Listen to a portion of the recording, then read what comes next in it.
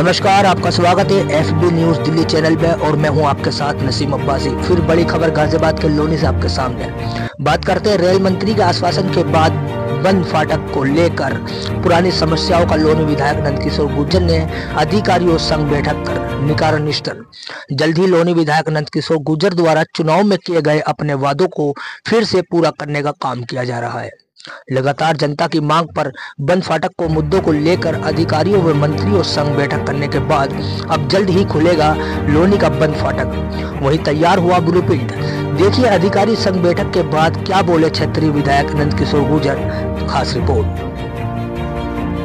देखिए, बेहटा बंद फाटक का हमने लोगों की समस्याओं को देखते हुए ये निर्णय लिया था और वहाँ के लोगों का ये मैं समझता हूँ एक एक व्यक्ति के लिए, चाहे वो राजनगर राजपुरी का तरफ का जो हमारा रेलवे लाइन है उसके, चाहे पश्चिम का मामला हो या पूर्व का मामला हो, दोनों तरफ के लोगों के लिए उससे ऐसा लगता था कि दोनों एक दूसरे के अलग अलग कोई राज्य समझे, अलग अलग देश है, तो लोग जाने के लिए दिक्कत थी और कई बार फाटक पार करते हुए दर्दनाक मौत हुई है।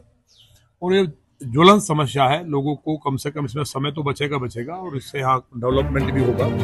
इसके लिए हम लोग पिछले मैं माननीय मंत्री जी से लगातार मिला हूँ, 2 साल पहले भी, उससे पहले भी कोशिश की गई, लेकिन अभी माननीय मंत्री जी ने, रेल मंत्री जी ने 1 साल पहले हमको पूरा भरोसा दिलाया। आज इस तरह से ये ड्राइंग बनकर तैयार है और बहुत जल्दी भगवान देवाधिदेव महादेव की कृपा से, देश के यशस्वी प्रधानमंत्री माननीय मोदी जी और माननीय रेल मंत्री जी की कृपा से इसको हम बहुत जल्दी शुरू कर देंगे। इसका टेंडरिंग प्रक्रिया है, इसमें कुछ अड़चन हैं, उसकी अभी अपने जो कंबाइंड मीटिंग जो हुई है सारी विभागों की, उसमें जो जिस विभाग की जिम्मेवारी है उन सबको तय करके उसको किया जाएगा। एक विषय तो ये लोनी के लिए बहुत बड़ा ऐतिहासिक उपलब्धि है। जिस तरह से हमारा बंथला का जो फ्लाईओवर है, इसके बनने के बाद लोनी की एकदम यहाँ की दिशा और दशा बदली थी और लोगों को जो उम्मीद नहीं थी वो उससे भी बड़ा काम ये है।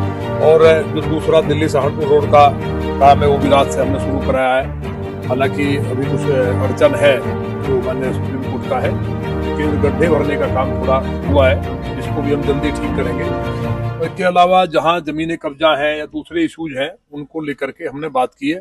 एक ओयो होटल्स जो हैं उनको हम शुरू में भी कहा था कि एक भी नहीं खुलना चाहिए, यहाँ इस तरह की सिचुएशंस नहीं है। अधिकारियों को ये ध्यान रखना चाहिए कि जो लोग इस तरह का वेश्यावृत्ति का, गलत धंधे का या बच्चे मिसगाइड जहाँ हो रहे हैं, यहाँ लव जिहाद जैसी घटनाएं लोनी में नहीं थी, लेकिन मैंने देखा है चाहे लड़की बेटी मुसलमान की है या हिंदू की है, बेटी बेटी है और वो किसी की बेटी हो उसको संरक्षण करना, पोषण करना, समझाना। कम उम्र में बच्चा भटकता है, वो कहीं उसको इस तरह का रास्ता ना मिले, हमारी जिम्मेवारी है।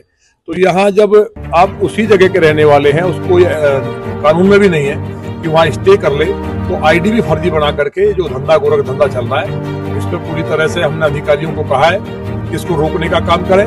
और अगर नहीं रोकते हैं तो मैं खुद जाकर के छापा मारूंगा, और अगर छापा मारेंगे और उसमें जो संबंधित चौकी इंचार्ज है, क्योंकि एसीपी दोनों की नियत साफ है, डीसीपी साहब से बात हुई है, उन्हें कोई नहीं है, इंस्पेक्टर भी मुझे लगता नहीं इस तरह की घटिया चीजों में, क्योंकि कोई गाय के मांस का या मुर्गा कट रहा है, बकरा कट रहा है, जो जीव हत्या का या इस तरह के पाप कर्म का पैसा खाता है, तो उनके परिवार को कीड़ा पड़ते हैं, लकवा मार जाता है। ये शास्त्रों में भी लिखा है। तो ऐसी मूर्खता के काम मुझे लगता नहीं कोई अधिकारी करेगा।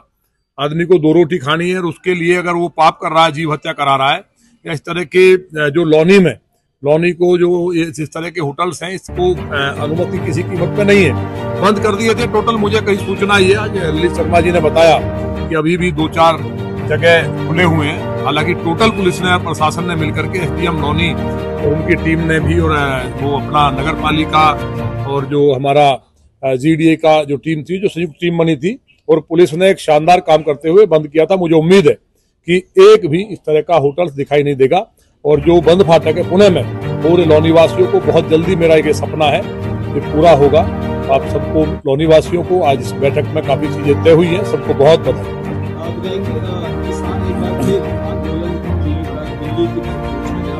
कालिंदी कुंज को लेकर या नोएडा में जो नोएडा गेट पर काफी उग्र आंदोलन हुआ, इसके बारे में क्या कहेंगे आप?